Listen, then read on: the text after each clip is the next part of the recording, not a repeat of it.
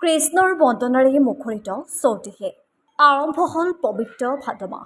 আজি পবিত্ৰ জন্মাষ্টমী।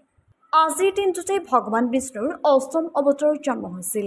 আজি ভাদ মাহৰ কৃষ্ণপক্ষৰ অষ্টমীৰ তিথি। এই পবিত্ৰ দিনটোকে দুষ্টক দমনৰ লগতে পৃথিৱীবাসীক ৰক্ষা কৰি শুদ্ধ মাৰ্গ প্ৰদৰ্শনৰ অৰ্থে আৱিৰ্ভাৱ হৈছিল বিশ্বজগতৰ প্ৰভু নাৰায়ণৰ।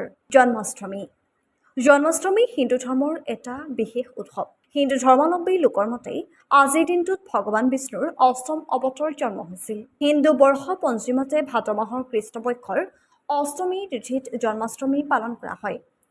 জন্মাষ্টমীক কৃষ্ণাষ্টমী, গকুলাষ্টমী, অষ্টমী ৰোহিণী, শ্ৰীকৃষ্ণৰ জয়ন্তী আদি নামেৰেও জনা যায়। বিভিন্ন ঠাইত বিভিন্ন পদ্ধতিৰে এই জন্মাষ্টমী পালন কৰা হয়। মথুৰা, বৃন্দাবন, মণিপুৰ আদি ঠাইত নাটকীয় উপস্থাপনৰ দিনা ৰাসলীলা কৰা হয়। ৰাসলীলাত কৃষ্ণৰ ডেকা বয়সৰ কৰ্মকাণ্ড নাটকীয় পদ্ধতিৰে উপস্থাপন কৰা হয়। তাৰ বিপৰীতে বিভিন্ন ঠাইত জন্মাষ্টমী উপলক্ষে দহি শান্তিৰ আয়োজন কৰা হয়। দহি শান্তিৰ প্ৰথাত কৃষ্ণৰ দুষ্ট স্বভাৱক প্ৰতিফলিত কৰা হয়, য'ত কেইবাজনো ল'ৰা মিলি ওখ ঠাইত বান্ধি থোৱা মাখনৰ টেকেলি ভাঙিবলৈ চেষ্টা কৰে। এই পৰম্পৰাগত তামিলনাডু উৰিয়াটি নামেৰে পালন কৰা হয়। আনহাতে কৃষ্ণৰ জন্ম হওঁতে নন্দই সকলোকে উপহাৰ বিলোৱা কাহিনী উদযাপন কৰিবলৈ শ্ৰীকৃষ্ণৰ জন্মাষ্টমীৰ পাছত বহু ঠাইত নন্দোৎসৱ পালন কৰা হয়।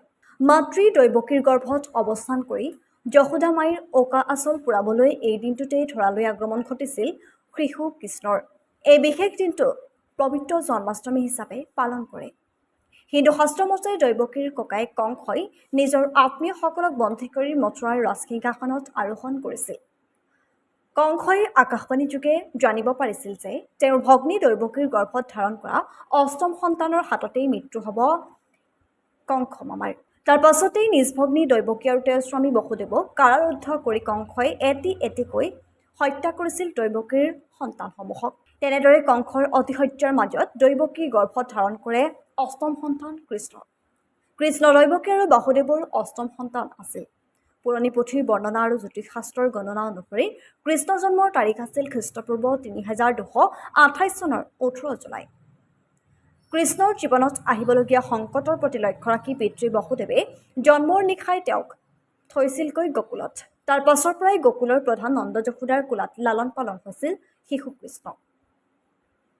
তাৰ পাছৰে পৰা মাখন চুৰি দুষ্টামী, কালিয় দমন, গোবৰ্ধন পৰ্বতক নিজ আঙুলিলৈ সমগ্ৰ বৃন্দাবনকে ৰক্ষা কৰালৈ শিশু কৃষ্ণৰ বহু অলৌকিক কাৰ্যকলাপ আদিৰ আখ্যান বৰ্তমানেও প্ৰচলিত আছে। অসমতো এই দিনটোৰ বহু তাৎপৰ্য আছে। বিশেষকৈ বৈষ্ণৱ ধৰ্মাৱলম্বী লোকসকলৰ মাজত বহু সমাদিত এই দিনটো। কৃষ্ণ জন্মাষ্টমী উপলক্ষে অসমৰ ভিন্ন প্ৰান্তত থকা বৈষ্ণৱ ধৰ্মাৱলম্বী নামঘৰসমূহ আজি মুখৰিত হৈ পৰিব কৃষ্ণৰ গুণানুকীৰ্তনেৰে। আকাশে বতাহে বিয়পি পৰিব হৰিনামৰ অমি আখৰ। জন্মাষ্টমী উপলক্ষে অসমৰ বিভিন্ন সত্ৰ নামঘৰত অনুষ্ঠিত হয় জন্মাষ্টমীৰ বিশেষ আয়োজন, য'ত নাম প্ৰসংগ, শ্ৰীকৃষ্ণৰ জন্মৰ কাহিনী আদিসমূহ দেখুওৱা হয়। পুৱা আৰম্ভ হয় নাম প্ৰসংগৰ পিছতেই প্ৰসাদ বিতৰণ আৰু তাৰ পিছতে বহুতে কৃষ্ণ জন্মৰ কাহিনী উপস্থাপন কৰে। এই নাম প্ৰসংগৰ পিছতে ভগৱানৰ নামত আগবঢ়োৱা শৰাইসমূহ প্ৰসাদ হিচাপে গ্ৰহণ কৰে। পূৰ্বপুৰুষসকলৰ মতে জন্মাষ্টমীৰ নাম গোৱা প্ৰথা বৈষ্ণৱ যুগৰ পৰাই চলি আহিছে। সদুশেষত কৃষ্ণ জন্মাষ্টমীৰ এই পবিত্ৰ ক্ষণত শতকোটি প্ৰণামেৰে পৃথিৱীৰ ত্ৰাণকৰ্তাগৰাকীলৈ নমন যাচিলোঁ।